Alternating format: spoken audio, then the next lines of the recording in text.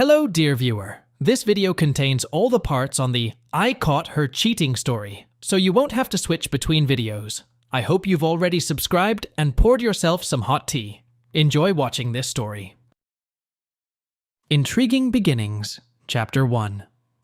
When I entered her room, I walked in and stood next to her bed. I looked down at her and took her hand. Her eyes slowly opened, and she glanced around the room.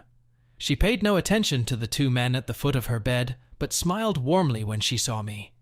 "Hello, dear brother," she whispered weakly. "Hello, dear little sister," I replied. "How are you doing?" She grinned. "I'm not doing well. We all know that. She turned her head toward the doctor and nurse standing against the wall. "They're just waiting for it to happen so they can record the time." She looked at me again. "Where's Tommy?" "Tommy was her husband. He's on his way. I don't think he'll make it in time." She took a deep breath, which was a struggle for her. She closed her eyes and a tear appeared in her left eye. "Shh," I said. "Don't talk. Save your strength. I have something to tell him. He'll be here soon." She paused, and I brought her hand to my lips and kissed it. "I cheated on him." "I know," I said. "Does Tommy know?" "No," I said. "Are you going to tell him?" "No, it was a mistake." "I know it was." "Can I tell you something else now that I'm confessing?" "You know you can." "It's going to sound weird." "It can't be weirder than some of the things we've told each other over the years." "I think this is going to be the weirdest. Come closer." I leaned toward her. She whispered in my ear. "I've always wanted to bake cupcakes with you," she managed to say. "Doesn't that surprise you?" I squeezed her hand, smiled, and whispered in her ear, "No, it doesn't surprise me because I've wanted to love you ever since I first saw you grow up." She laughed and coughed, spitting up blood. I took a handkerchief and wiped her mouth. "I never thought my last thought would be baking cupcakes with my brother." "And I hope my last thought won't be baking cupcakes with my sister," I said. She smiled broadly, then drew in air sharply. "Is it time?" she asked. "Tell Tommy I love him and kiss me goodbye." I nodded and leaned in to kiss her. After a few seconds, I felt her lips relax, and I realized she was gone. "The end, Chris," my editor said. "Her name is Crystal, but her friends and family call her Chris. She's also my wife's sister. If that doesn't make your readers emotional, then I don't know what will." "You think so?" I laughed. "I'd like to understand your thought process and see how genuine what you're writing about is," she said. "You'd probably be surprised," I said, getting up to leave. An hour or 3 later, I was already at home sipping a gin and tonic when my phone rang. It was Chris. "You forgot to sign the new contract," she said. "I know that. I'll take care of it myself." "You know we can't give you an advance or publish a book until it's signed." "I understand that." At home, I pondered what Chris had said about understanding my thought process. She'll never know how close to the truth the ending of that last book is. I do have a sister, and I did have thoughts of a close relationship with her. However, there was no way I would act on those thoughts. I also had a wife, but the thought of baking cupcakes with her occupied me the least. It wasn't that she wasn't attractive or that baking cupcakes with her wasn't enjoyable. My problem was that I didn't like waiting in line. I wanted to tell Chris about her sister's behavior, but changed my mind. Lisa was my wife. We had been married for 6 years. Lisa and I had been teachers even before I sold my first book. My writing was moderately successful, so I decided to quit teaching and write full-time. My second book was more successful, and we hoped that the one I had just given Chris would be even more popular. After my writing success, Lisa decided she didn't need to work anymore and quit.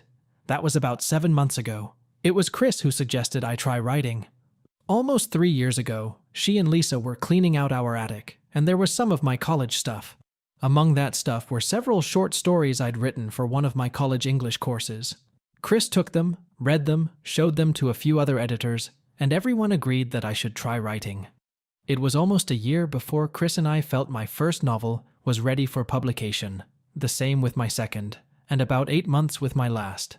Since she stopped working, Lisa has spent a lot of time at the gym, eating lunch with her few teacher friends, going into town to visit Chris, or generally just relaxing and hanging out with her non-working friends and neighbors. We didn't have many friends and family, so I didn't mind her socializing. Sometimes my mom and her boyfriend would fly over to spend the weekend with us. We lost my dad 10 years ago, and my mom had been dating a guy named Les for the past 2 years. When they came to town, we usually had dinner out the first night with a visit to the theater and dinner the second night, and then they would fly home the next day.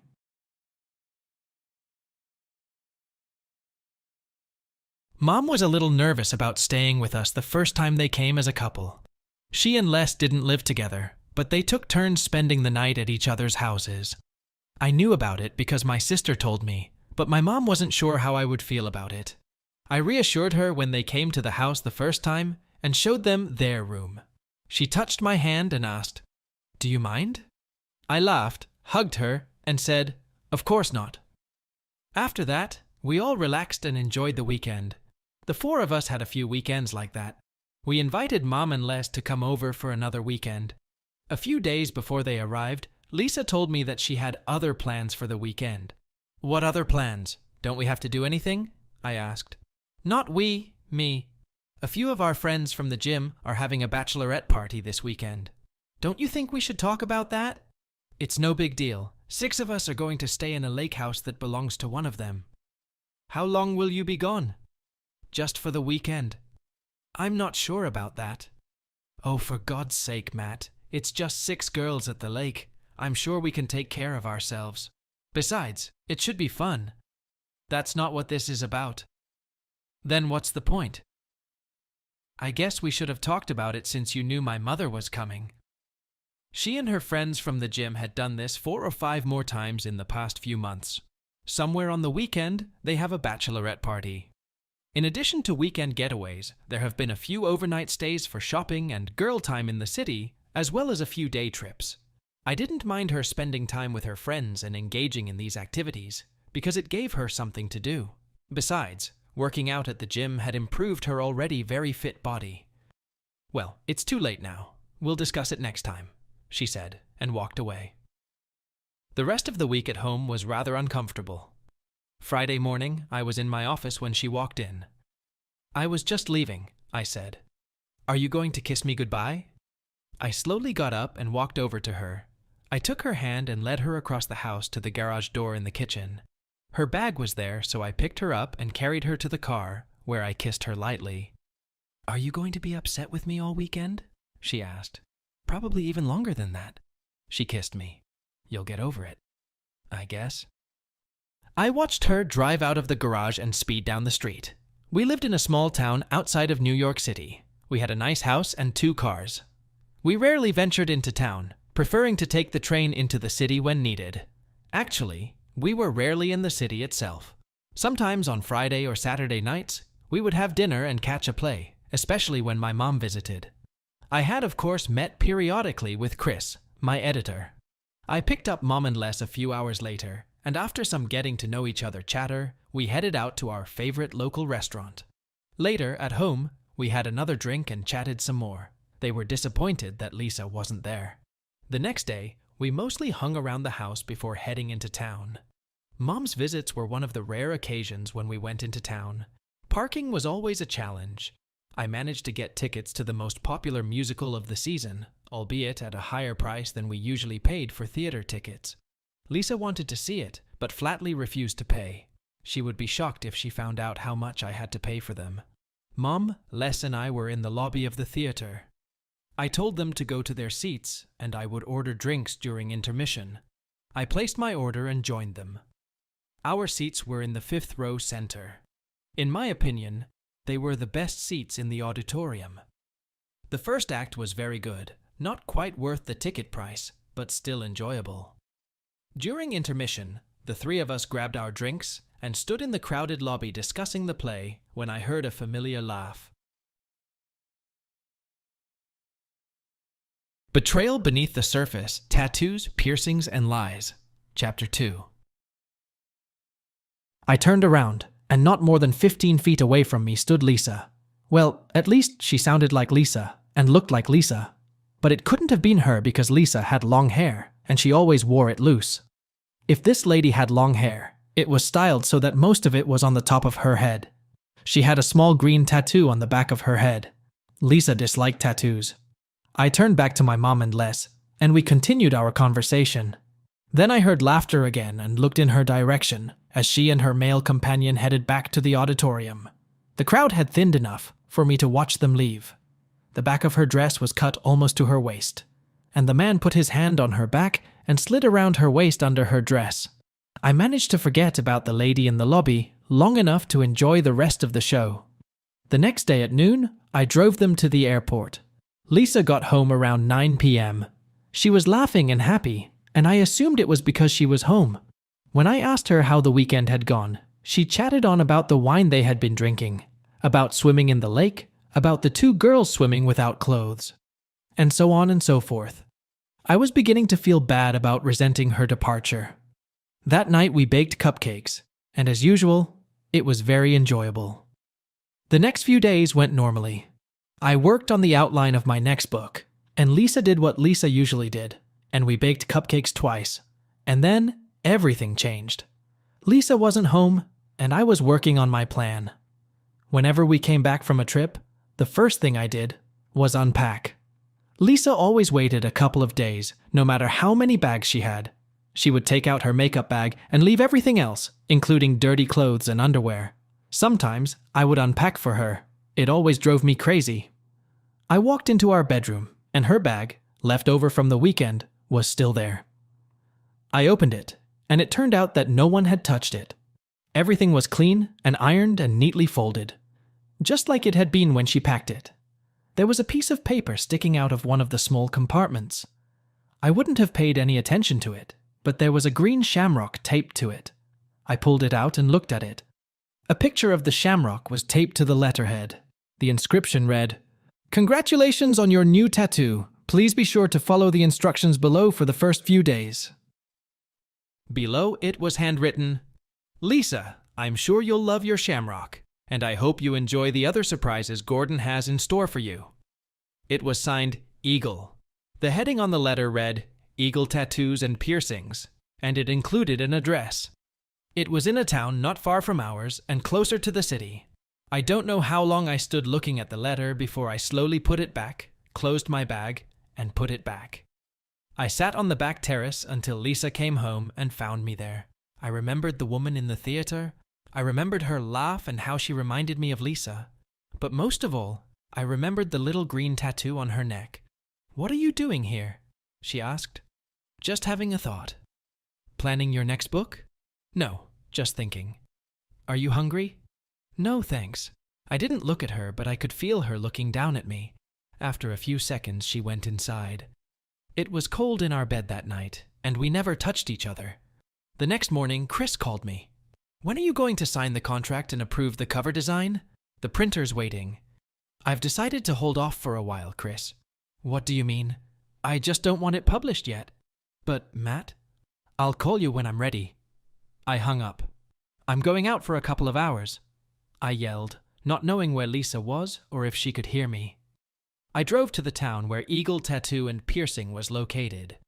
The sign on the door said they wouldn't open until noon. I sat in the car and waited. Eagle must have lived in the back of his living room because at noon the lights came on there and the open sign on the door lit up. I walked in and started looking around. "Hey man, what do you need?" said the man behind the counter, who I mistook for Eagle. "I'm thinking about getting a tattoo, but I don't know if I'm ready," I said. "That's okay, they're not for everyone. Look around and see if you fall for something." I looked through a couple of books of his examples. Some of them were real works of art. "Did you find anything you like?" he asked. I laughed. "There are certainly a lot of them, and very big ones. Anything smaller?" He pulled out a smaller book that had pictures of flowers, butterflies, crosses, dice, and lots of small individual things. There was even an acorn, and then I saw it, a green shamrock. I'd seen this one before. That's why I'm here. I saw it on a friend of an acquaintance of mine. Her name is Lisa. Lisa. Oh, right. She's one of Gordon's chicks. They came in here a couple of times. One of Gordon's chicks?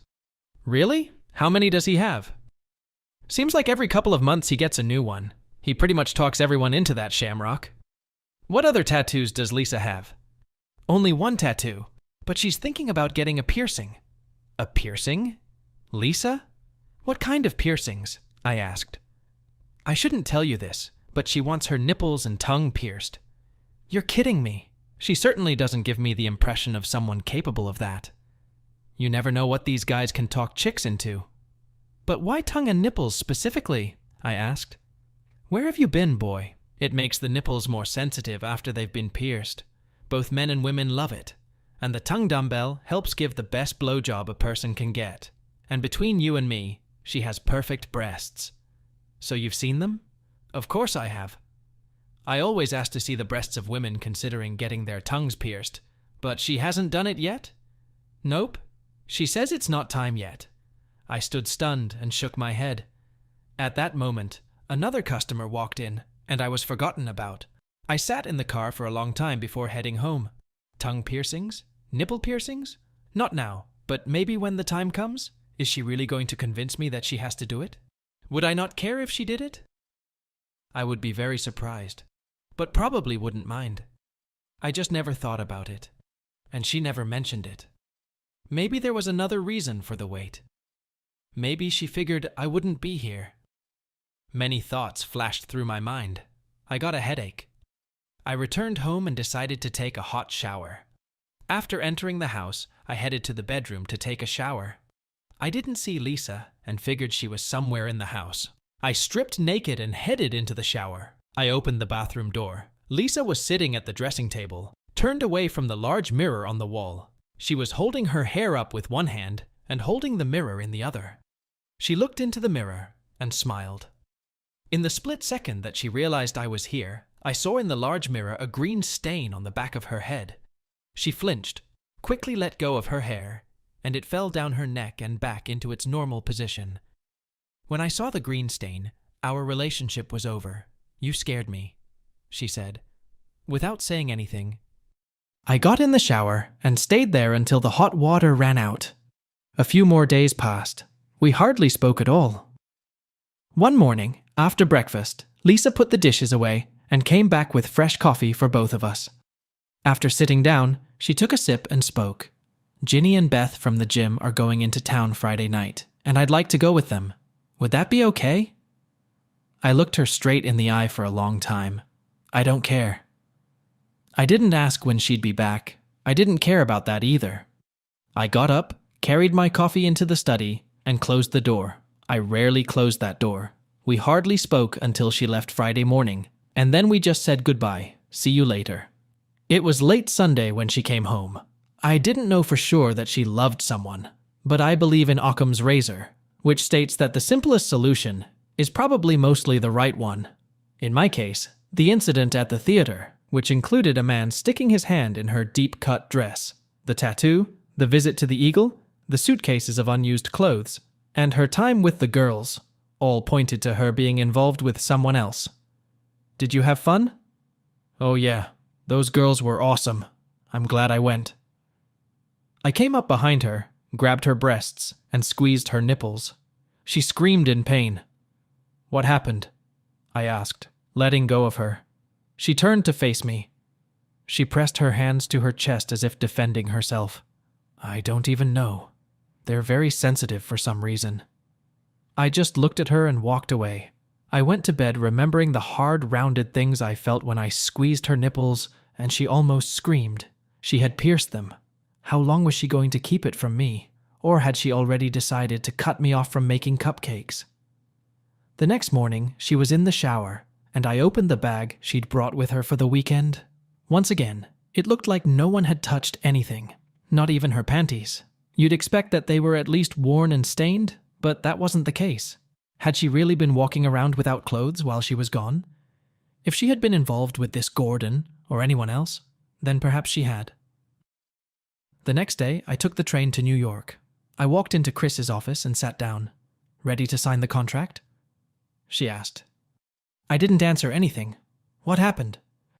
I have to tell someone, and I don't have any close friends or family, so I guess I choose you. I just ask that you keep it a secret for now. What's wrong? Promise me you won't say anything, no matter who's involved. Okay? Matt, Promise? I promise. I think Lisa is having an affair. Chris looked at me silently. I'm not sure, but I suspect it. So I started telling her everything I knew. When I got to the letter from Eagle and the surprises Gordon had in store for her, she went pale. Then I told her about my visit to Eagle and that Lisa and Gordon had discussed piercings. She turned around in her chair and looked out over the city. We were silent for a long time until I came to a single conclusion. You know about it, I said. It was a statement, not a question. I watched her head move slowly up and down. I stood up, walked over to her chair, and turned it around. For how long? A long pause followed while she decided how much she was going to tell me. A few months. Did they have a cupcake? There was no reply. The absence of a denial means that yes, there is one. She began to cry. Who is this Gordon guy? I asked. She pulled a tissue from a box on the table and blew her nose. She tossed it into the trash can, reached for another, blotted her eyes, and spoke. His name is Gordon Willis, and he's my new boss. Well, the news is, he's only been here a few months, so you don't know him, and once they started dating, I made sure you didn't meet him. How did they meet? Lisa came to have lunch with me. He was here, and they hit it off right away. She started visiting me more often, but she spent most of her time with him. Is he married? He was engaged, but then he broke it off. Do you know why? From Broken Tables to Broken Hearts, a Key West affair. Chapter 3. She paused. Because he wants to marry Lisa. She wants to marry him? Matt. She wants to marry him? Well, yes. I walked back to my chair and sat down. My mind was spinning at a very high speed. Can you give me one reason why she did it? I've given her everything she's ever wanted. I'm not mean to her at all. I don't treat her badly. I think I'm a worthy partner. Why would she want to do that? Honestly? She asked. Of course. There's no need to lie here. Lisa thinks you're a boring science teacher who is always focused on the computer. You have no friends, as you just told me. You have no social life, and you're just dull, according to her. Gordon takes her place. Exciting places. They flew to Boston just for fun, and they were baking cookies on the balcony of their hotel room, and people were watching and cheering them on. She stopped and took a breath. Did you know, of course you didn't, that she had a whole new wardrobe in her house, new clothes, beautiful dresses, evening gowns, things she'd always wanted but never had, and they come out and she wears them and gets to show off. Also, she got her ears pierced this weekend. I asked her how she was going to hide it from you, and she said you'll never know. She won't let you get close enough to find out, because she'll never do cookie baking with you again. She was quiet for a moment. She's living the life she's always dreamed of, but you never gave her. As she talked, I grew more and more frustrated. All she had to do was ask for... No, heck, she didn't even have to do that. Just give me an idea, a hint, something, anything. And she could have gotten it, but she didn't, and I can't read minds.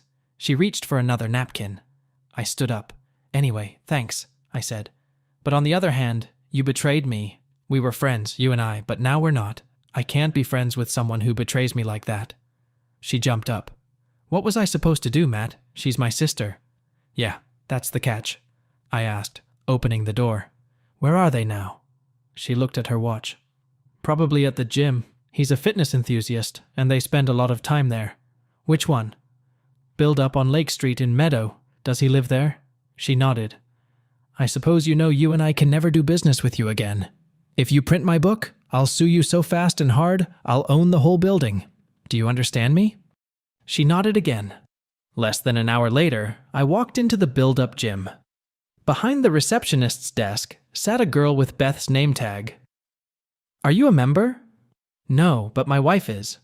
What's her name? I gave it to her. Her eyes widened, and she looked to her left. She jumped up. Wait here, and I will tell her you are here, she said, and headed for the exit. I stopped her. I have a better idea. Wait here, and I'll tell her myself. I put my hands on her shoulders and sat her down in the chair. Lisa was sitting on the exercise bike, looking at it and laughing as I approached. I expected Chris to call and warn her, but she didn't seem to have done so. Lisa didn't see me, but he did. I wasn't dressed for the gym, and he'd never seen me, so he had no idea who I was. He watched as I walked up behind her. Her hair was gathered in a bun at the top of her head, and I could clearly see a shamrock tattoo. "Hi, Lisa. Nice tattoo." She turned around sharply, but then it hit her, and she literally fell off her bike. Her boyfriend rushed over to the bike to help her. While he was helping her, I leaned over and grabbed her earlobe and squeezed it. There was definitely something else there besides the earring. She almost screamed. "Who the heck are you?" Sir Galahad asked. "None of your business. I'm talking to this person who used to be a lady and my wife, not to you." "Oh, crap." He said so quietly he could barely be heard. "Matt, what are you doing here?" I just stopped by to chat and ask a couple of questions. "What are you doing here?" "It's one of my sports days. Don't you remember?" She stroked her breasts gently. "Oh yes, I do now. Your gym days are identical to your Love Gordon days, aren't they?" What do you mean? And who's Gordon?" I looked at Gordon. "Jesus, Gordy, you must be bad in bed if she's forgotten you so quickly." I looked at Lisa, who with Gordy's help was almost on her feet. "You must remember Gordy," I asked Lisa. "It was for him that you got your ears pierced." I reached out to grab one of them, and she covered both with her hands and fell down again before she could finally stand up. "You've already had your tongue done, haven't you?" That last one shocked the heck out of both of them, and their eyes went wide as they looked first at each other and then at me. "I don't know when you were going to tell me about him," I pointed at her boyfriend, "or how." "But now I know, so let's make this quick and easy. You need to get your stuff out of the house, or it's going in the trash can. You have 24 hours. I recommend you store it somewhere, because after you get all your piercings done, and that slug pulls on your earring, and gets a blowjob or two with the tongue jewelry he convinced you to do, he's going to get tired of you, just like his other partners, and kick you to the curb. Then you'll need your things." I looked at him. "And good luck to you and your blowjobs. Maybe that barbel on her tongue will help improve the quality of her blowjobs. They really are terrible. You might as well stick your junk in a roll of steel wool instead of her mouth. It would have been better." I didn't know if she'd managed to perform oral sex on him, but I assumed she had, so he probably knew what I meant. She could perform other sexual acts pretty well, though. She just didn't like giving blowjobs, and it was noticeable when she tried. She would just kneel or lay there while I was in an awkward situation. She didn't participate in any way, shape, or form, and I didn't want to do something inappropriate. As for him kicking her to the curb when he got tired of her, the only thing I knew about his track record with women was what Eagle had told me. I was almost to the door when Beth returned with 2 policemen. "What's going on here?" asked one of them. "Me? I don't know." "What's the problem?" I asked. "That's exactly what I'm asking you." "Do you see any signs of a problem?" I asked him. "What's your language, sir?" "I just stopped by to chat with my wife and met her boyfriend on the way." "What's wrong with that?" Both officers looked at Beth. "Was there any trouble?" asked one of them. No, sir. Apparently not." "That's good. That means we're done here. Have a good day." And they left. I followed them. I was home when my phone rang. It was Lisa. "Yes, Lisa? Don't you want to know why?" "No. Chris told me everything I needed to know." The next morning, Lisa came home. She rang the doorbell, and I opened the door, stepped aside, and walked out. She said something, but I started whistling and didn't hear her. I wasn't worried about what she would pick up. I wasn't attached to anything but my family photos, a couple small bronzes, my personal papers, clothes, and tools. When I returned a few hours later, I looked around and saw that her things were gone. A few pieces of furniture that she particularly liked were gone too. Everything she didn't take and that I didn't want was going to be thrown away. Even the bed was gone. About the middle of the week, a delivery person came to see me. At first, I thought he was bringing divorce papers, but it turned out to be my book manuscript. Chris returned it. On top was a note that said, "I'm so sorry, please forgive me." The first part of this week was spent feeling sorry for myself and finding reasons to blame everything on Lisa. By the end of the week, a slight change in my thinking began to take place, and I began to question our lifestyle. We had been married for 6 years, but we didn't have any close friends. The only people we invited into our home were either her relatives or people we worked with.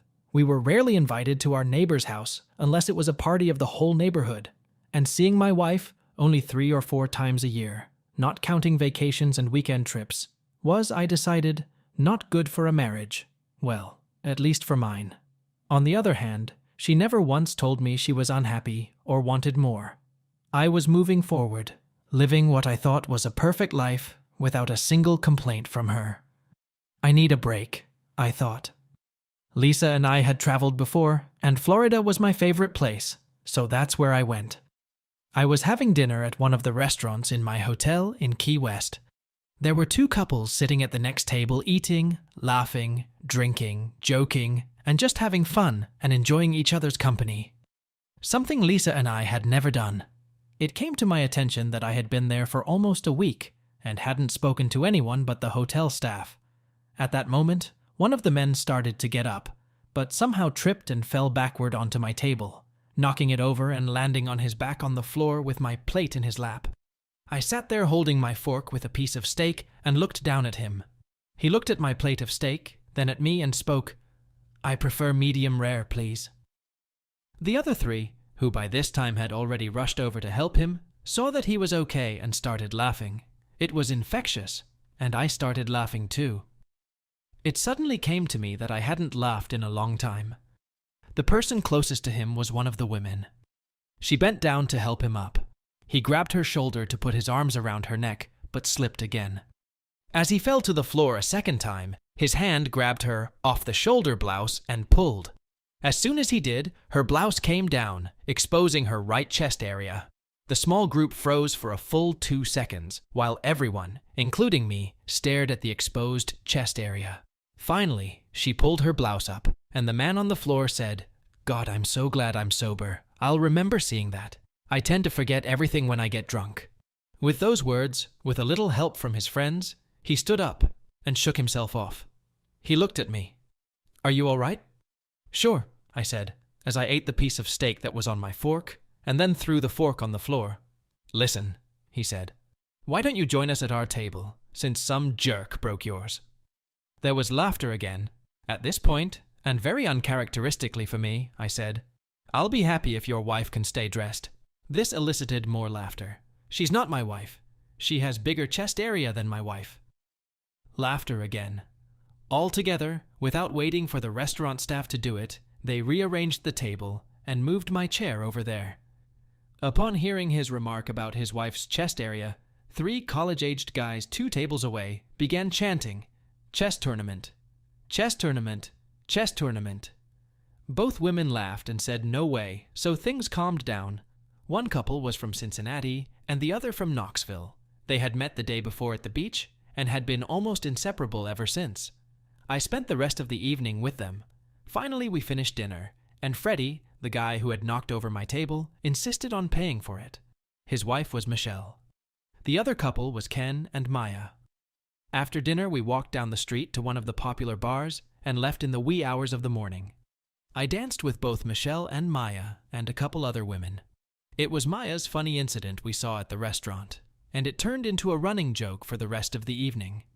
Ken, Maya's husband, kept insisting that it was only fair that we see Michelle's right cheek. I didn't intervene in the discussion or offer my opinion, although I wouldn't mind getting a glimpse of Michelle's or any other woman's chest. We were on our way back to the hotel and had already reached the entrance, and both husbands were still trying to convince Michelle. "Okay, you twisted folks. Let Matt decide."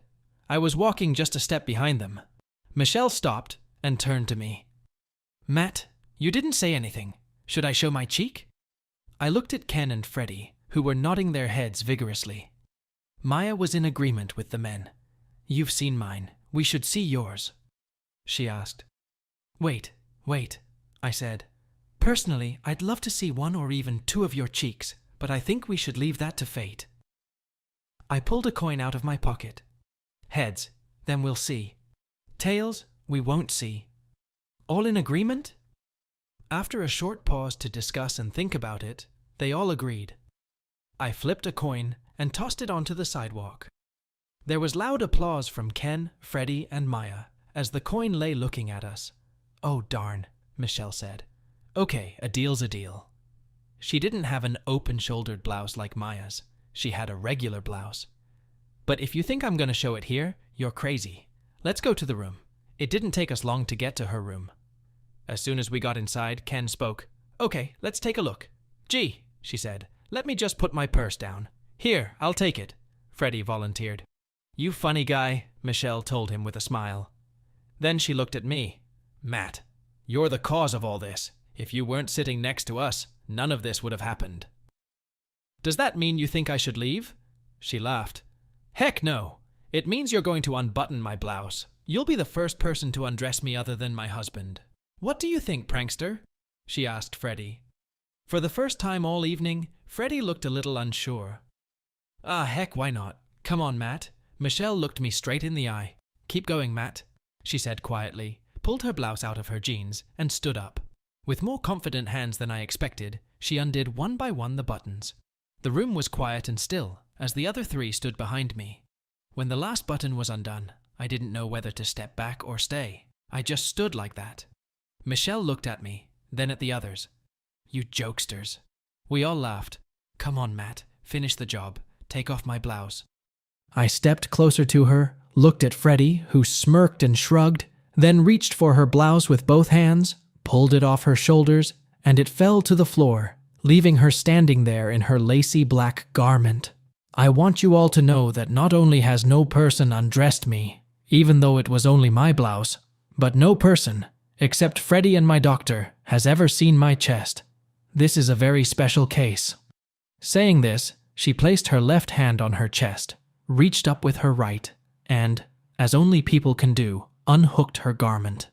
Then, she brought her right hand up again and cupped her right chest while cupping her left chest with her other hand. "Ready?" she asked. At that moment, we all applauded. Her right hand moved down, taking that side of her garment, exposing her chest, and then almost immediately covering them again. "Oh no!" we all exclaimed with one voice. More than that, we could barely see it. So she did it again and exposed it for about 5 seconds. "Oh darn," she said. "In for a penny, out for a pound." And she took off the entire garment, threw it on the floor, and stayed where she was. After briefly standing there, to joyful shouts and squeals, she bent down, picked up the blouse and put it on, buttoning only the center button. "I hope you're all happy." She laughed. We all agreed that we were. After that, we raided the minibar and enjoyed each other's company for another hour. Ken, Maya, and I were finally ready to go back to our rooms. They all agreed that meeting me had been a pleasant experience. They had no idea what meeting them meant to me. It had literally been a life-changing evening for me. At the door, the men shook hands and hugged the women. I couldn't help but feel Michelle pressed against me especially hard, and knowing that she was without her garment made it even nicer. After the hug, she looked up at me, smiled, and winked. We were still standing in the doorway, and Freddie asked me what I was going to do now. "Heck, that coin I threw down was pretty lucky, so I'm going to see if it's still there." Everyone laughed. I spent a lot of time with them over the next 3 days. We went to the beach, ate, loafed, and drank together. I never felt like a fifth wheel or inappropriate in any way. The funny incident was never mentioned. The evening before Ken and Maya returned to Knoxville, we had dinner. We were sitting in the living room having a goodbye drink when Michelle remarked that it would be nice to stay in touch, so we started entering each other's names and numbers into our phones. Up until this point, we only knew each other's first names. When it was my turn, I said, "Matthew Painter," and gave my phone number. Michelle looked at me silently. "Matthew Painter? The Matthew Painter? It depends on what you mean by the one." "I mean the one. A writer. In that case, the one. Oh my goodness. I love your books. I've read them both. Twice. When is the next one coming out?" Sure enough, within a week I was telling them about Lisa. The book was already finished and was at the publisher, waiting to be printed, when I found out about Lisa. So I forgot about her and will not publish it until we are divorced. That way, she won't get any part of the profits. "Are you sure?" Ken asked. I can see a legitimate argument that if you created it during the marriage, it should be shared with her. That started a discussion that ended inconclusively when Ken and Maya realized they had a very early flight and needed to pack. So, with handshakes, kisses, and hugs in the evening, we parted ways. Back in my room, I put my phone on the nightstand by my bed when I realized I hadn't made or received a single call all week. It had been a good week. Freddie, Michelle, and I spent the next few days and evenings together. As I flew home, I realized that the 5 of us had grown close, and I didn't want to lose the feeling of having close friends. It dawned on me how much of my life, and Lisa's life, had been wasted. But again, I went back to the same argument that I assumed things were fine, and she could mention that she hadn't been happy all this time in our years together. I landed, picked up my luggage and car, and drove home. If Lisa was there, she had left no clues. The house was exactly as I had left it. From heartbreak to bestseller. Chapter 4. I never paid much attention to the mail. Lisa was always looking at it. I decided I should sort through the stack I found in the mailbox. It was mostly advertisements, catalogs, and the like, but there were also 3 credit card statements, cable bills, and utility bills. I looked at the first credit card bill and nearly got shocked. $3,500? Judging by the itemized bill, almost all of it was spent on women's clothing. The other 2 were even worse. $4,000 on one and $4,200 on the other. Glancing at one item on the list, I realized it was $1,200 for a man's suit. She bought that expensive a suit for him. On top of that, I'd paid $3,000 to a mortgage company I wasn't familiar with, and $1,000 and $1,500 to Mercedes-Benz. I was mad as heck. Then I looked at past statements, and the previous month had been just as bad. Another mortgage and car payment for that slippery guy, and $1,000 in the same men's clothing store. More clothes for that guy. I guess since I never saw the bills, she figured she could hide these huge expenses. Not that we couldn't afford it, but what the heck? That's a whole lot of money. When Chris told me that Lisa had a new closet, I assumed her boyfriend had bought it, but apparently not. After I cooled down, I realized there was nothing I could do about it. We were still married, and she had unlimited access to our joint funds. I spent the next day going through our finances and paying off all of our debts, including credit cards. I then canceled them. Then I separated all of our bank and investment accounts. After paying all the bills, I divided everything that was left equally except our savings account. I gave myself another $11,200. I'll be darned if I'm going to pay that guy's mortgage and car payment and then buy him new clothes. A visit to the bank and a new credit card were on their way to me. It was time to visit the lawyer. "You've done everything right so far," he said. "Now we'll take care of the house and the cars." When I told him she hadn't been home since the day I ran into her at the gym, he grinned. "Where is she now?" "Living with him, I guess." "If she left home and is living with this guy in this state, the house is yours. Can you confirm that she's living with him?" "How am I supposed to do that?" "She can come and go to his place as many times a day as she likes, but that's not proof that she lives there. Send her a letter to his address or have someone else send it, preferably registered. If she signs it, that's a pretty good indication that she gets her mail there and considers it her residence. It doesn't always work, but with the right judge, it can work." "So, how do I find the address of these people, and who can I ask to send what she'll have to sign?" I wasn't going to ask Chris to do that, of course. I figured the gym was the most appropriate place to start. I parked as close to the front door as possible and watched. The place was full of people. I watched for about 15 minutes and no one showed up at the table where Beth sat the last time I was here. I took a deep breath, walked in, and headed straight for the table. On it was a Rolodex, a rotating catalog with cards used to hold business contact information. I looked around to see if anyone was watching, then turned it toward me, spun it around, and stopped at the letter B. There were quite a few members whose last name started with B. I quickly flipped through them until I came across Willis Gordon. I used my phone to take a picture of her. I was about to leave, but decided to try my luck and turned the pointer to the letter P. There weren't many of them, so it only took a few seconds to find Painter Lisa. I took a picture of her too. Just as I was about to leave, a young man approached me. "Is there anything I can help you with?" he asked politely. Sure. I'd like a membership application, please. Of course. There was a whole stack of papers on the table, and he held one out to me. Thank you, I said, and walked out. Sitting in the car, I looked at the pictures I had taken.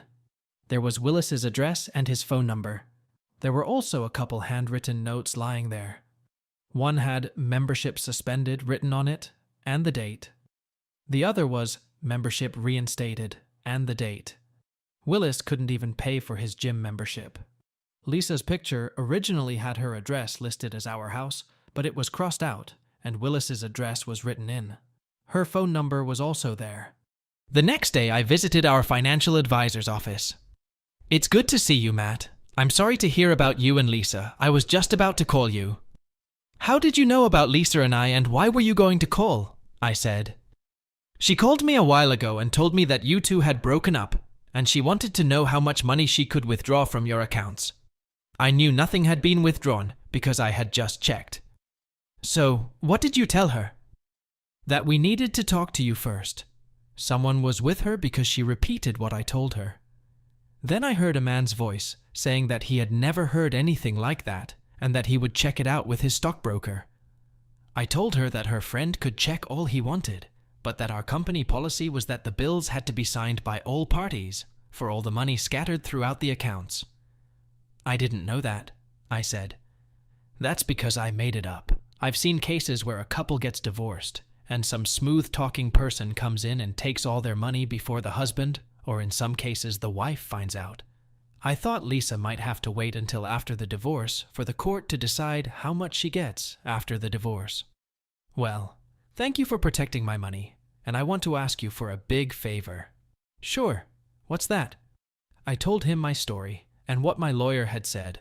Couldn't you send her a registered letter? It could be something like she needed to come and check the amount in the accounts in case the court needed it. I'm sure I could come up with something, but she'd wonder how I knew where she lived and how I got the address. Why don't I just call her, tell her I need to send some paperwork, and I need to know where to send it? Better yet, I'll send it to your address. You refuse to sign for it, and it comes back to me. Then I'll call her.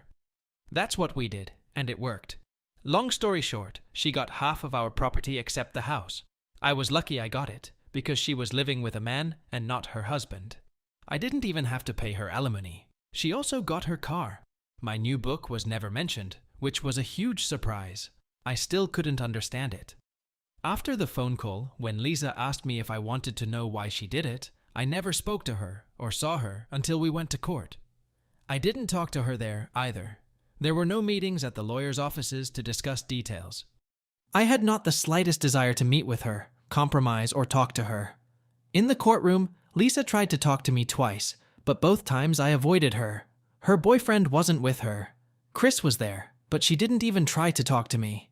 It took the judge about 2 minutes to end our marriage. One day, I was sitting at my desk and saw my manuscript with a note from Chris. I looked at it and decided I had to do something with it. I thought about it for a while and then went online to find a phone number. I found the right website and found the phone number. I made the call. Genesis Publishing. Who can I connect you to? Genesis was one of the top companies in the publishing business. Ted Waring's office, please. Thank you. I've never met Ted Waring, but the website said he was a leader at Genesis. Mr. Waring's office. Hello, my name is Matthew Painter. I had 2 books published by America's Publishing. If Genesis is interested, have someone call me. I gave her my number and thanked her. The next morning, my phone rang. I didn't recognize the number, so I didn't answer it, but I started listening to the voicemail I was left with. Good morning, Mr. Painter. This is Justin Meigs from Genesis Publishing. That was all I let him say before I spoke. Good morning, Mr. Meigs. This is Matt Painter. Good morning, Mr. Painter. Mr. Waring informs me that you're looking for a new publisher. That's right. Well, we think we're the people you're looking for, and if your next book is anything like your first 2, we could have a long, profitable relationship. We have an editor in mind that we think would be very helpful to you. That's great. When can we meet? Thursday. Do you think that would be okay? Thursday's fine. What time and where? Thursday morning, I met with Meigs Waring and my new editor, Sylvia Argent. Sylvia and I hit it off right away. She had, of course, read my first 2 books in preparation for the meeting and was impressed. I gave her the gist of the new book, and she told me she'd read it, and we'd chat. That same night, I went out to dinner. After dinner, I went to a bar that I had heard was very popular. I was having my second drink and enjoying myself, watching everyone having fun, when a young lady asked me if I wanted to dance. Of course I wanted to. I spent the night sitting at her table with 4 other ladies. It was a fun evening, not as fun as Key West, but fun nonetheless. The next night was the same thing, only this time I picked a young lady and asked her to dance. In fact, I chose several young ladies over the course of the evening. I wasn't the best dancer in the world, but I was pretty good. 2 weeks later, I signed a 1-book contract with Genesis and received my very sizable advance check. They really expected the book to be a success. I got some advance copies as soon as they came out. My mother and sister got the first copies, as well as my other books. I dialed the first phone number. The phone rang twice. "Oh my gosh, it's a famous writer," said Michelle when she answered. "How are you doing?" "I'm doing great. How are you doing?" "We're doing fine. What's wrong?" "Could you give me your address? I need to give you something." "Sure, but what?" "Your new book." "Exactly." "Oh, wow. That would be great." She gave me their address. Then I called Maya and Ken and sent them a copy too. I started going into our little town and talking to people I met. Clerks, waiters at restaurants, and anyone who had time to chat. I loved it. I usually tried to talk to as few people as possible. I must have been a terrible teacher. One evening, I was just leaving the house when the phone rang. It was Michelle. "Hi, Michelle." "Hi, Matt. I finished your book. It was wonderful." "Thank you. It's helped me through some bad days lately." "Bad days?" "Freddie was hit by a drunk driver as he was crossing the street to go to work. His back is broken, and he's in a coma. I've been reading your book, trying to distract myself from his condition." "Oh my God. I'm so sorry. Is there anything I can help you with?" "No, but thank you anyway. We talked a lot about our time with you, Maya and Ken in Florida. He really likes all of you. So do I. We all need to get back together." "I love you all so much too. You have no idea how much you 4 have changed my life." She asked exactly how, and I answered. We talked for another 30 minutes before ending the conversation. My evenings out of the house were fun and getting better. In the first couple months of my new lifestyle, I had 3 encounters with young women who found me attractive, witty, and better than average companions. I thought Lisa was a good partner, but my recent experiences have shown me otherwise. I have found truth in the adage that some people are not very considerate in bed. All 3 of the people I'd recently been with enjoyed certain activities. "What's the point of doing something if you don't fully enjoy it?" said my last partner. I loved the new me and my life. My book was doing much better than we expected. The checks were coming in like clockwork, and each one was bigger than the last. Sylvia and Genesis wanted me to sign a 3-book contract. They also wanted me to go on a book signing tour. "Sure," I said. "Organize it." Until recently, no one in town knew I was Matthew Painter, the writer, but rumors started to spread. One day I got a call from our town hall. Okay, so our town is small, and our mayor wasn't even a pimple on the ass of a real politician, but it was my town, and she was my mayor. Anyway, her secretary called and asked, "Can I make time to meet with the mayor?" Of course. When and where? The secretary reported me, and Madame Mayor stood up, walked around her desk, and shook my hand. I looked around and decided that our mayor had a very nice office, and she wasn't too bad herself. She led me over to a chair and sat across from me. I waited for her to sit down. She sat down, crossed her legs, and smoothed her skirt. "Mr. Painter, I had no idea you lived here. We're honored to have you here." "Thank you, Mayor. Call me Christina, please." "Okay, Christina, I'm Matt."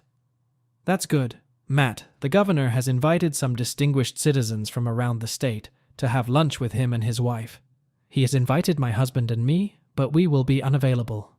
I told him that, and then told him that you live here and that he would be interested in your visit. Apparently his wife has read all your books, and he said, of course, they would be glad to have you.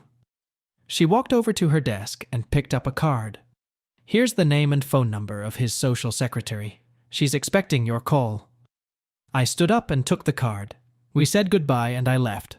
When I got home, it was still early, so I called. A Chance Encounter. Chapter 5. Good afternoon. Mrs. Henderson's office. I told her who I was and why I was calling. She put me through to Mrs. Henderson, who told me the date and time of the dinner and what to do when I got to the mansion. She also spent some time telling me what I could and could not do at the dinner with the governor. Will your wife be accompanying you? I don't have a wife. That's all right. Being in a relationship is not a prerequisite. She chuckled, thinking she'd made a joke. Are you bringing someone? Not that I know of. Again, that's fine. If you decide to bring a companion, please let me know 48 hours before dinner. This will give us the time to get everything set up. We try to make it an even number of guests at the tables, so if you come alone, there will be an unaccompanied person sitting to your right to be your dinner companion. Dinner was a month away, and I was trying to think of who I should take. Would I even know anyone to ask? By now I knew a few people, but I wouldn't take them to dinner at the governor's mansion. It sounds like they are good enough to date, but not good enough to take home and introduce to my family. That's not what I meant at all. Not everyone would feel comfortable at such a party, including me, but I wouldn't miss the opportunity. On the day of the dinner, I drove to the state capitol in my brand new suit. I drove up to the mansion, went through security, left my keys in the car as I was told, went inside, and was introduced to Mrs. Henderson. Good evening, Mr. Painter. We are so glad you could join us. The governor and his spouse are looking forward to meeting you. She's been reading your books. She took my hand. Let me introduce you to your dinner companion. She led me across the room to a small group of people who were chatting. I beg your pardon, she asked. Julie, there's someone I want you to meet. A tall person with brown hair stepped out of the crowd. Julie Simpson, this is Matthew Painter. Matthew, this is Julie Simpson. Hello, Mr. Painter, I said, extending my hand to her. She took it. She wasn't a stunning beauty, but she was pretty in the classic sense. Yesterday, I found out you were going to be here, so I asked Maggie to put me next to you. Well, thank you. I'm honored. We talked for about 20 minutes before going through the receiving line.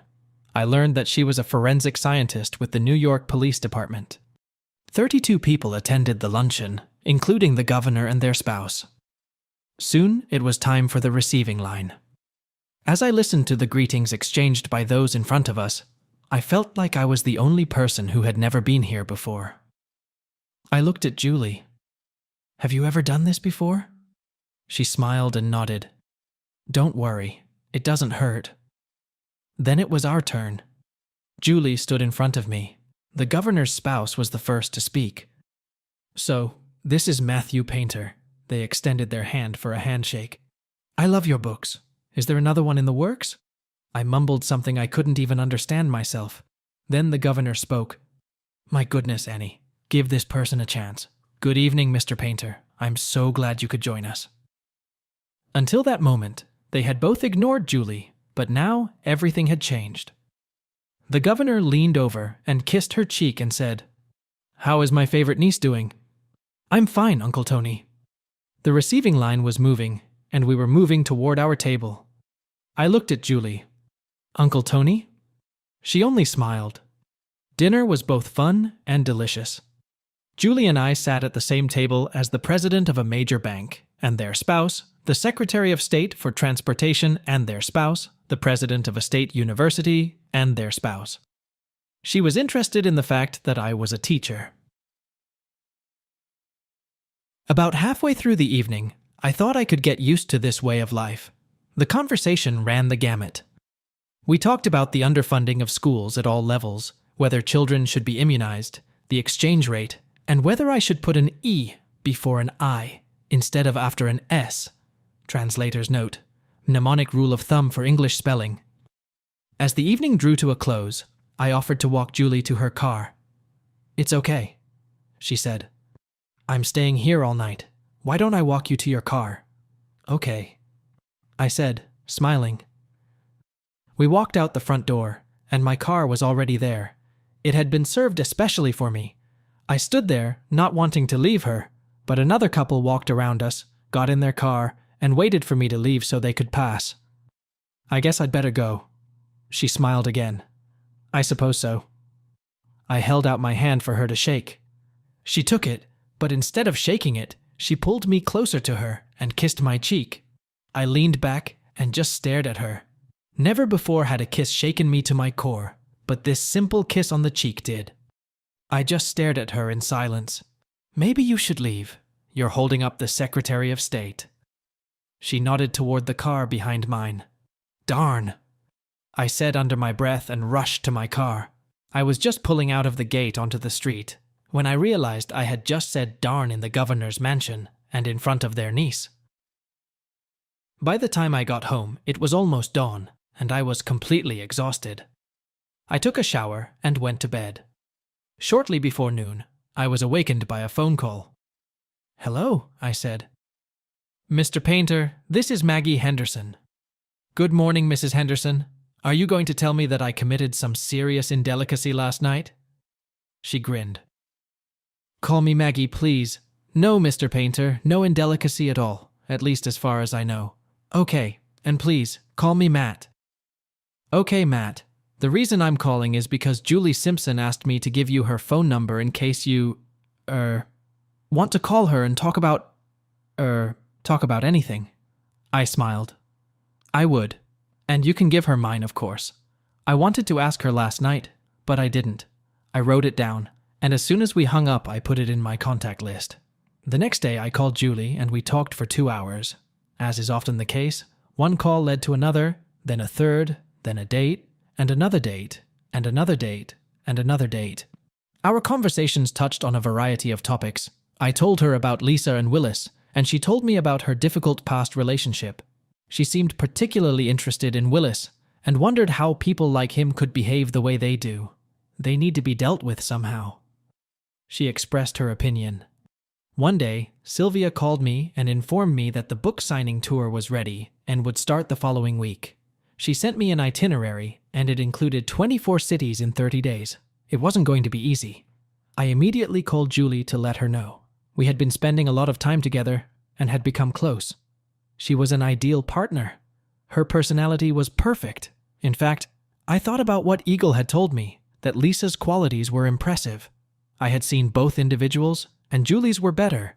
Her character was perfect, and her attitude was perfect.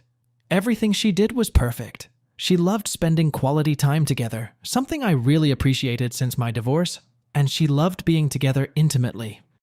Any position we tried felt great, and she was open to exploring new experiences. We spent most of the week before my trip in her apartment in each other's company. When I undressed her for the first time, I felt a bit nervous. When I unbuttoned her blouse, my hands trembled slightly, but she put her palms over mine to comfort me. I remembered unbuttoning Michelle's blouse in Florida and wondered why I hadn't been nervous then. I decided that I knew I wasn't going to be involved with Michelle, but I wanted to have a meaningful connection with Julie. When we finally undressed, she asked, "Do you enjoy spending time together intimately?" I couldn't answer, so I just nodded. "Good," she said, dropping to her knees. "So do I." I remember telling Willis that he'd rather do something challenging than experience intimacy with Lisa. Julie's approach was completely different. It was more like a delightful experience. I remember one night when I was alone in my hotel room during my book signing tour. I thought about how her intimacy might feel if she had a pierced tongue with a unique feature. Eventually, I had to return home and pack for the tour. It would be a lucrative venture, but it would be lonely. I really hated to leave. The tour was magnificent. There were many books for sale, and when I got home, there were 3 checks waiting for me. 2 regular monthly checks, plus a bonus check. I really missed Julie. We talked almost every day, and I couldn't wait to get back to her. She told me she was working on a special project, but it should be finished by the end of the week when I got home. Since I had been gone for a month, a lot of stuff in my refrigerator had gone bad. I cleaned it out and headed to the store. I got what I needed and stood in line at the register. The person with 3 customers in front of me seemed to be struggling to find enough money to pay for their groceries. "Come on, person, you're holding us up," said the guy in front of me. The person burst into tears and walked out without their groceries. I left my cart where it stood, pushed the loud-mouthed person aside, looked at the total amount they owed, gave 2 20s to the cashier, grabbed the bags of groceries, and ran after them. Person. Here are your groceries." They stopped, turned around, and we both froze. I slowly approached them and tried to hand them the groceries. They hesitated, then slowly took the bags, turned, and walked away. I followed them for about a block. They looked back at me twice. The second time they stopped and turned to face me. "Are you following me?" "Yeah." "Why?" "I want to know what happened to you." "But why?" "Because you look terrible, and I'd like to know why." "So you can laugh?" "I won't laugh." They walked on, and I walked beside them. "Do you want me to carry them?"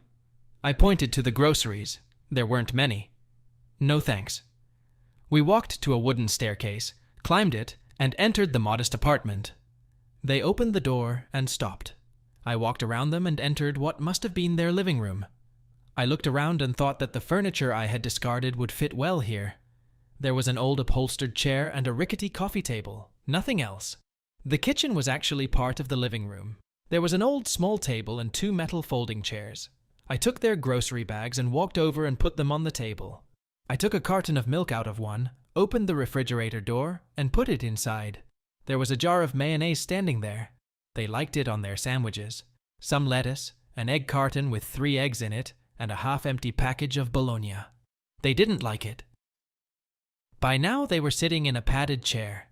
I brought over one of the folding metal chairs and sat down across from them. "What's wrong?" They looked at me. "I'm so embarrassed. I thought they loved me." That's when they broke down. Rekindling the flame. Chapter 6.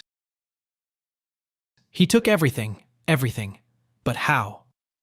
He convinced me to put most of the money in his stock account. He said he didn't trust the one you and I had, because most husbands convince their brokers to buy bad investments, so ex-partners end up with financial problems. It sounded so logical. In just a couple of months, all of that disappeared. He said the market crashed, and we lost everything. You know, I don't even know where the market is, let alone how it works, so I believed him. She paused to wipe her eyes with her sleeve. I looked around and didn't see any napkins. Then he told me he lost his house, and we had to leave. I left and he was still there. That was a lie too. I had to sell my car to get a down payment and pay the rent on the place. "Lisa," she didn't even look at me. "Lisa." She looked up. "But why? Why did you even do it? I thought we were happy." "You were, and I wasn't. We rarely did anything.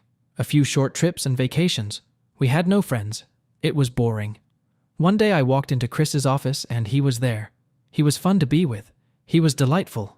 And he wasn't you." I'd heard everything I wanted to hear. "You're absolutely right. It wasn't me. But all you had to do was tell me you were unhappy. Ask me to change my shoes. But you didn't. You found some smooth talker who convinced you he loved you. He talked you into extravagant expenses, indulgences, and coerced the money out of you. Now look at you. You need to get off your rear end, stop feeling sorry for yourself, and get a job. Go back to work."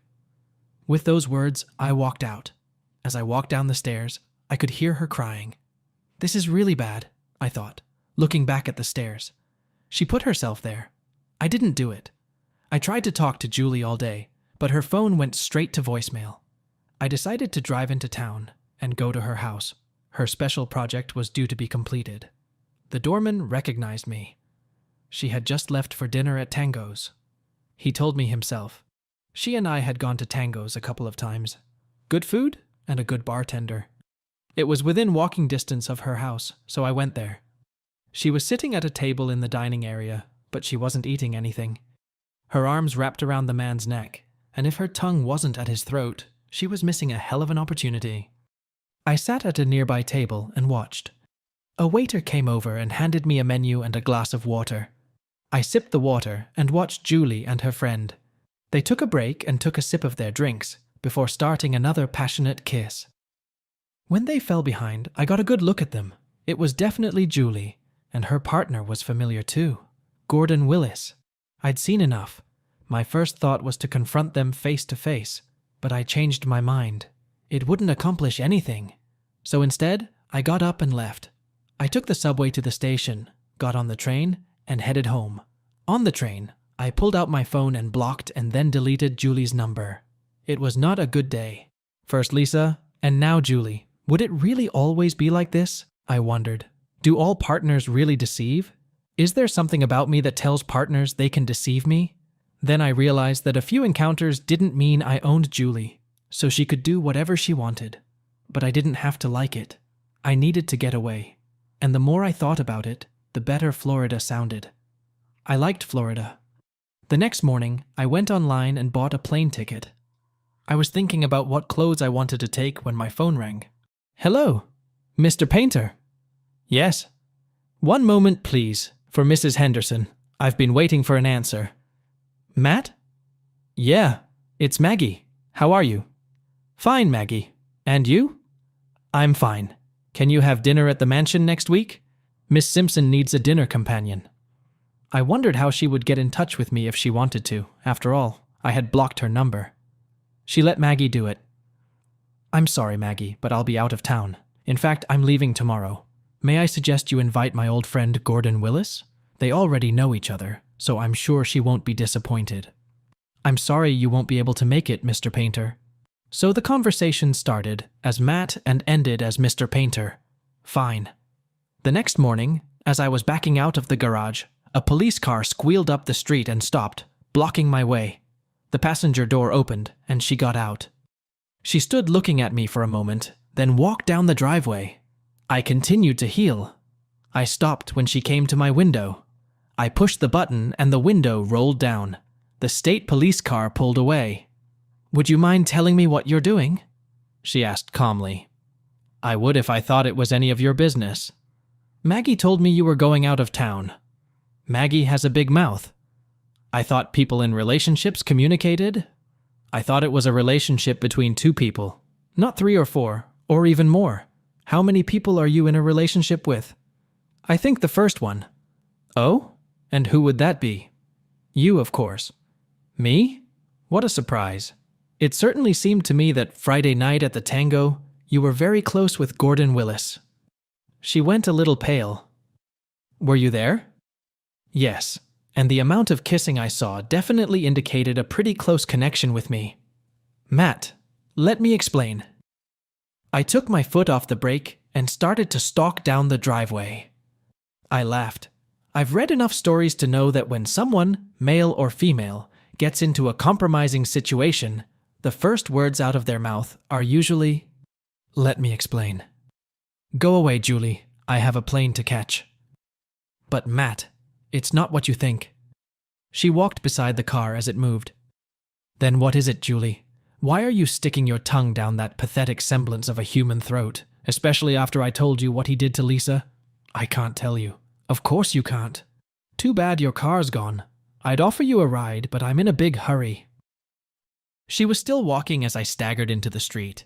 Matt, please listen to me. Give me a few days. Call me in a few days. But why? So you can get laid some more. No, God, no, Matt, please. By this time, I had pulled out of the driveway and turned onto the street. I was moving faster, and she couldn't keep up with me, so she had to stop. I looked in the rearview mirror. She was standing in the street watching me drive away. 9 hours later, I was already in Key West. I spent the first 2 days in a luxury motel on the beach, relaxing, eating, and enjoying the sun. On the third night, I met a young lady who was on vacation from Connecticut, and she made it clear that she was free for the evening. The temptation was strong, but all I could think about was Julie. Her betrayal, Gordon Willis's involvement, Julie's actions. I couldn't stop thinking about her. 10 days later, I received a phone call. Hello, Mr. Painter? Yes. Hold on, please, Mrs. Henderson. Matt? Last time it was Mr. Painter. Yes, Mrs. Henderson. It's Maggie. Listen, is there any chance you can attend?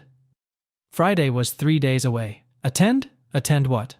I'm sorry, it will be announced at the ceremony. Well, Maggie, that's very nice of the governor, but I can guarantee she won't want me there. And I can guarantee she'd rather have you than the award. Why don't I put you down as tentative? Would that be okay? You can do whatever you want, but I won't be there. I went to the beach, sat in the sun, and had a refreshing drink or two. I'll be damned if I'm going to a ceremony in her honor. There's no way you could convince me. 2 days later, I was on the plane. I decided there were a few words I wanted to say to her, and regardless of the governor's mansion, by golly, I was going to say them. The guard at the gate checked the list and my ID before letting me through. Inside, I was directed to a front row seat. I looked at him, then made my way to the far end of the room and stood up. The room quickly filled up with people. Apparently, Julie had a lot of friends. We were given a 2-minute warning to put the cameras away, adjust our attire, or do whatever we felt necessary. Then he was announced and walked out, accompanied by a broadly smiling Julie and his wife. My heart skipped a beat, and then seemed to speed up when I saw her walk over to the podium and stand between her uncle and aunt. But then I remembered what she had done, and calmed down. The governor welcomed everyone and then read a speech. As he read, she looked at the empty seat in the front row and frowned. Then she looked around the room. I don't know if she saw me. Then she focused on her uncle, who was still reading the speech. I only heard isolated phrases because I was going over in my mind what I was going to say to her at the reception after the ceremony.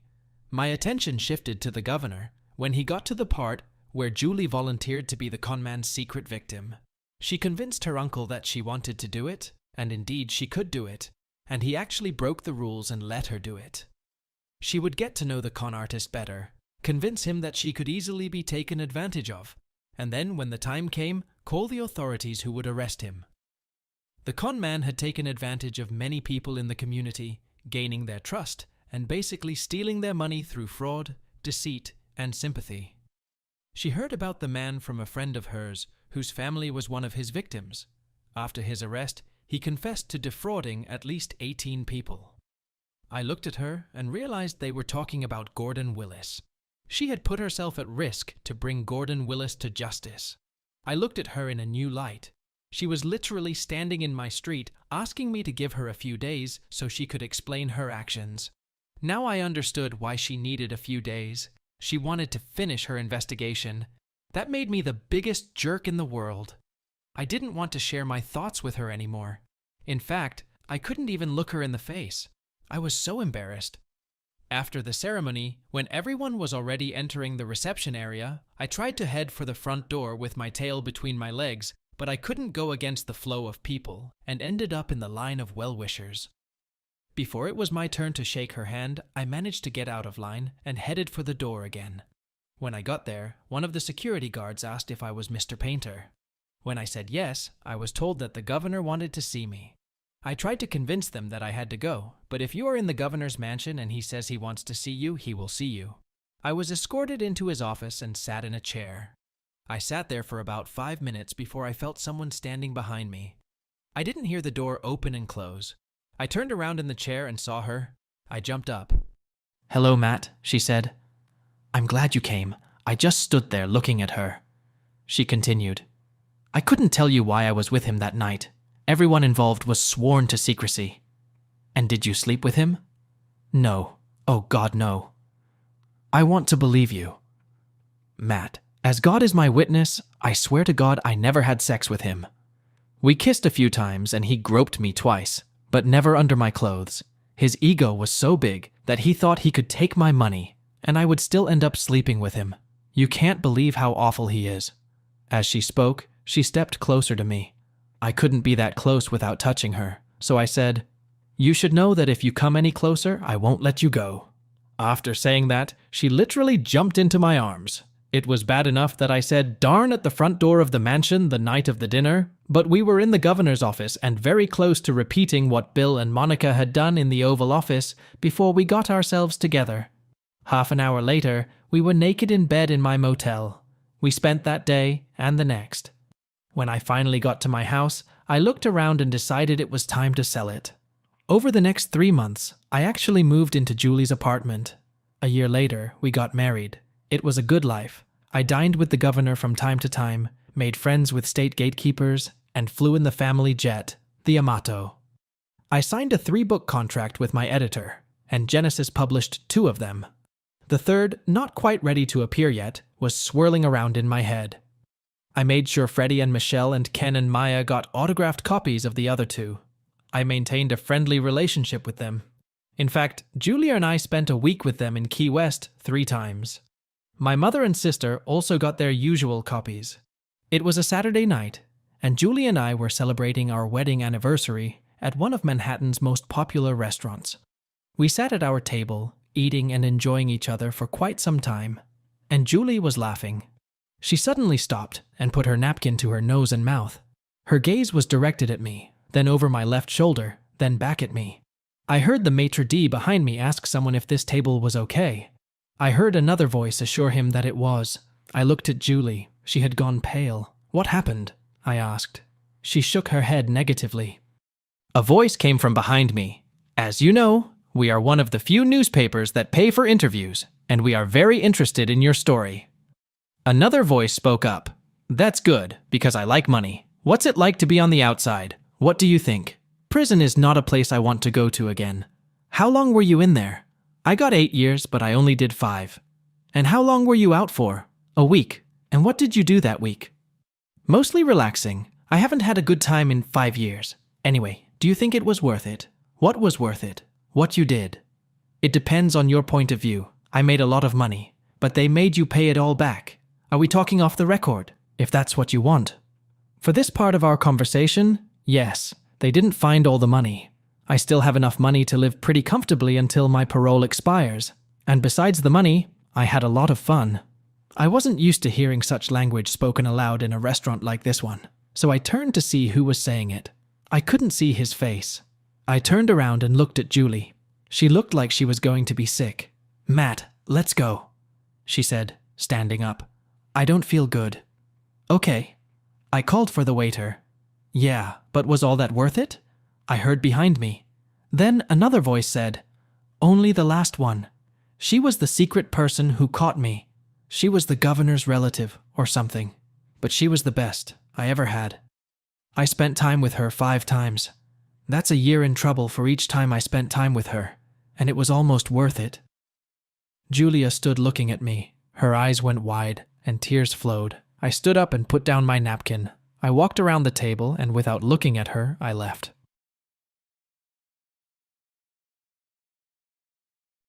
A New Beginning in Key West.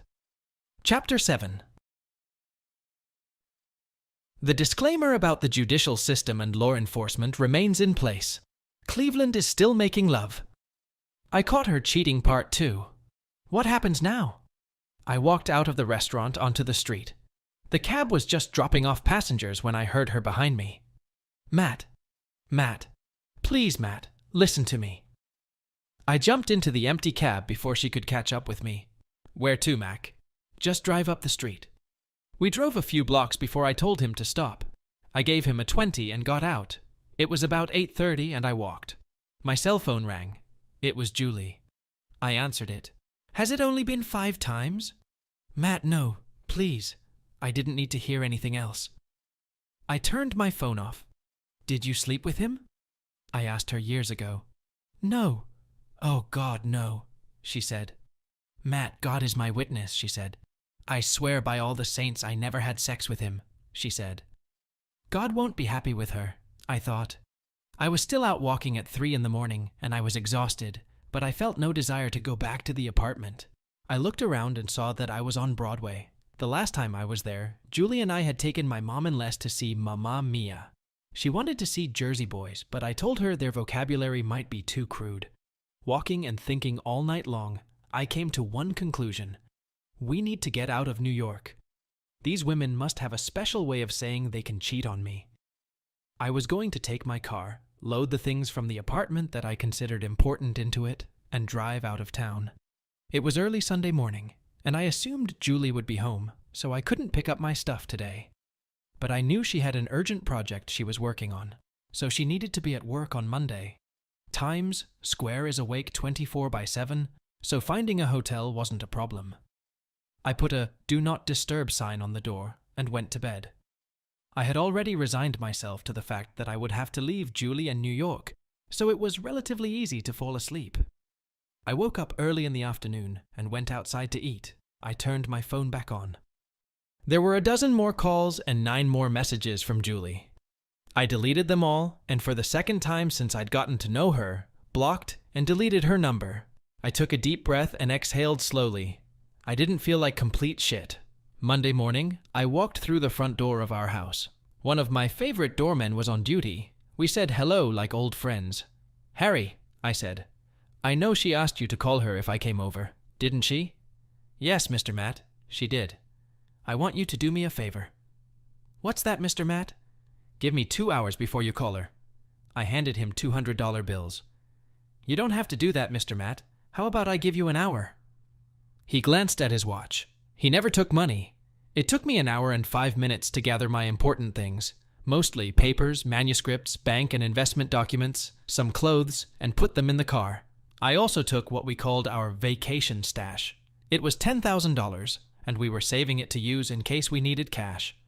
I sat in my car and pushed the button to open the garage door and drive away.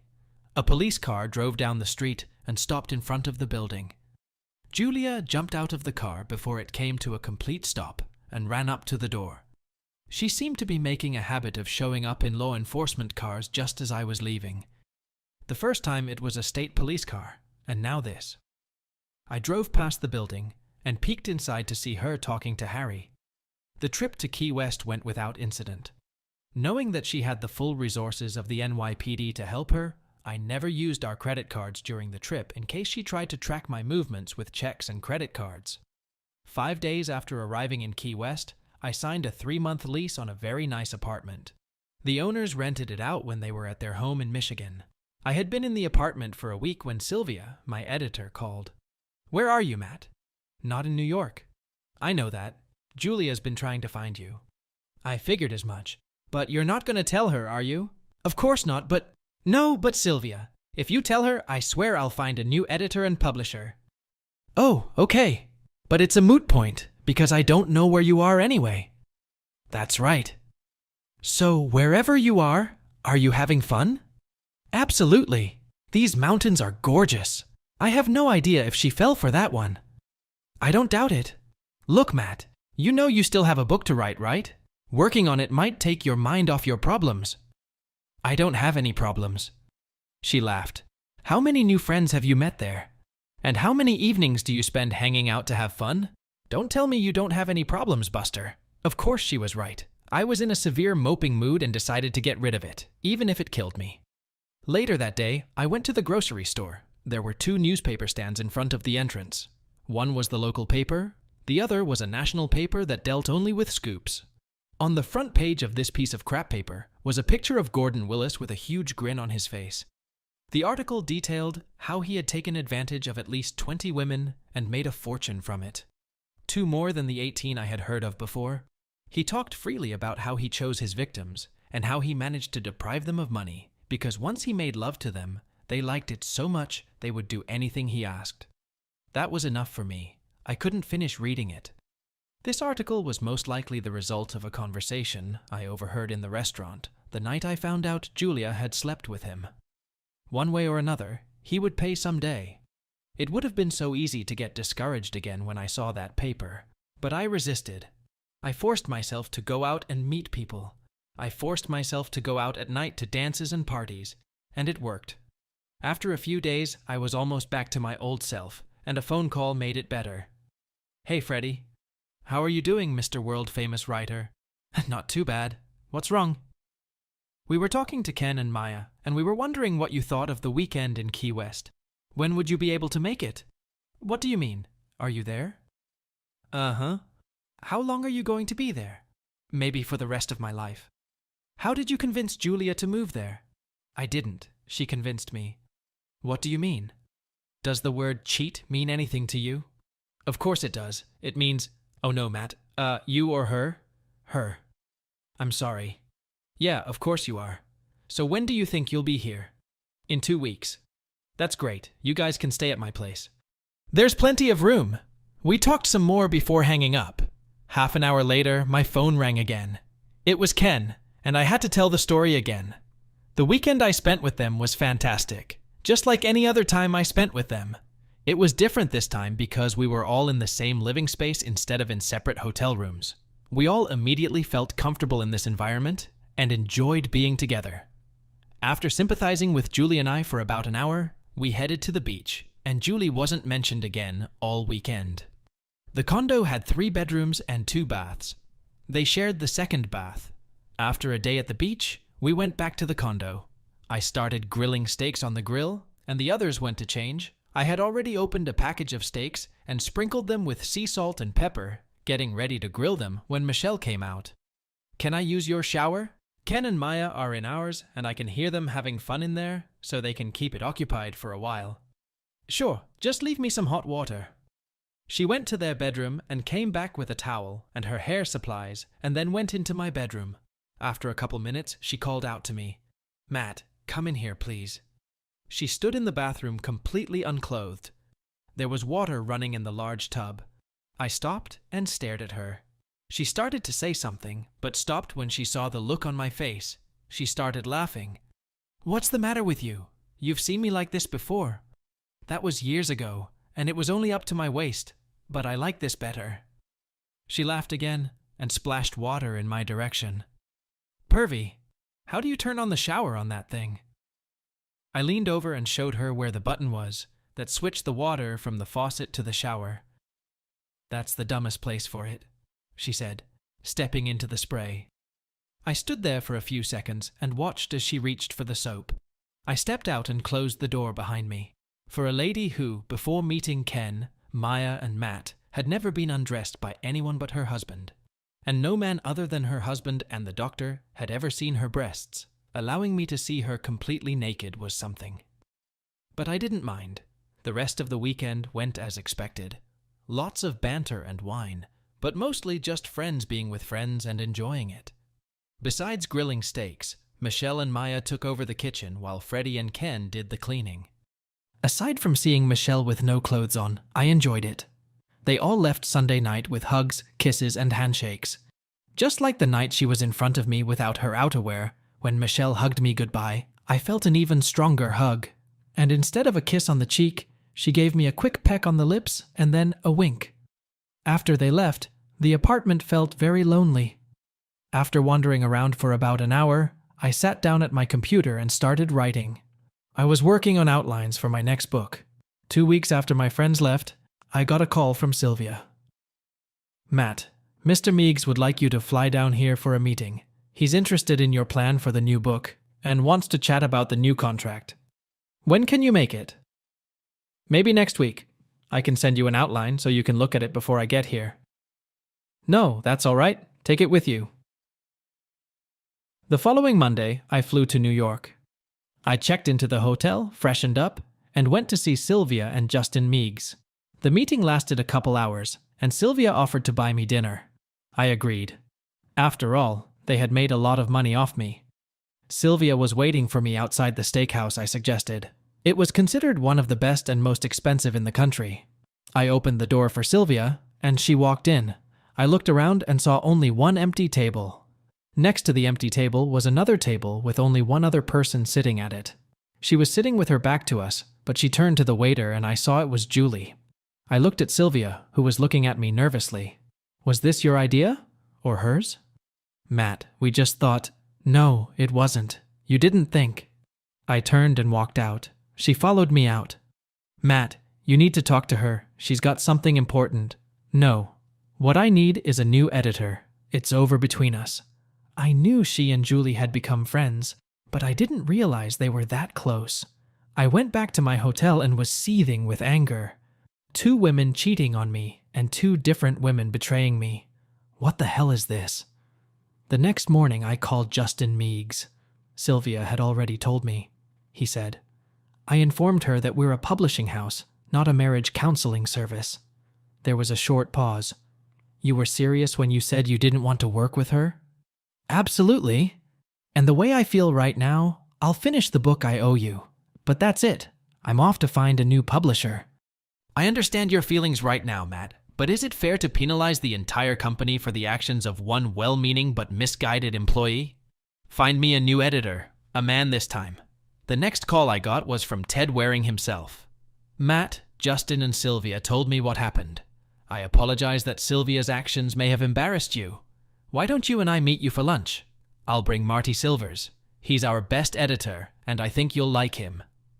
My lunch with Ted Waring and Marty Silvers, went well. Ted, of course, knew about my background, and rather than waste time retelling it, Marty and I met in his office to bring him up to speed. He and I were walking down the hallway toward his office when I saw Sylvia heading toward us. When she saw me, she immediately turned and walked the other way. The next morning, I flew back to Q West. At some point, I realized that I hadn't had the one for a very long time and decided to do something about it. 2 nights later, I had the opportunity to do a little bit about it, but I turned it down at the last minute. Thoughts of Julie continued to swirl around in my head. I finished the manuscript and took it to Marty in New York. I hung around there for a couple days, waiting for the official verdict. When it came, it wasn't very good. You've published 5 books. The first one was pretty good, and each of the subsequent ones after that got better. But this one? This manuscript is dark, dull, and almost unreadable. You'll lose 80% of your reader base if we publish this. I just stared at him. I agree. Well, rewrite it then. He tossed it across the table to me. This time, spend less time feeling sorry for yourself. Later that night, I was sitting in a grocery store on the same street as the hotel. The television was on for the local news. A picture of Julia's uncle appeared on the screen. With him were his wife and a radiant Julie with an infant in her arms. Former Governor Anthony Amato announced today that he was running for the United States Senate. His term expired 2 years ago. With him, when he announced, it were his wife Anne, his niece Julie Painter, and her son. Her son? Her son? That meant he was my son. Unless, of course, she was doing it with someone else. Maybe I should call her and ask her. I could envision that conversation. Hey, Julie, it's Matt, your son. Is he my son? Or is he someone else you may have made love to? Well, that's the end of this on the one hand tangled in lies and innuendo, but on the other hand, touching and heartbreaking story. Thank you, dear viewer, for listening to all parts of this story. It only gets better from here.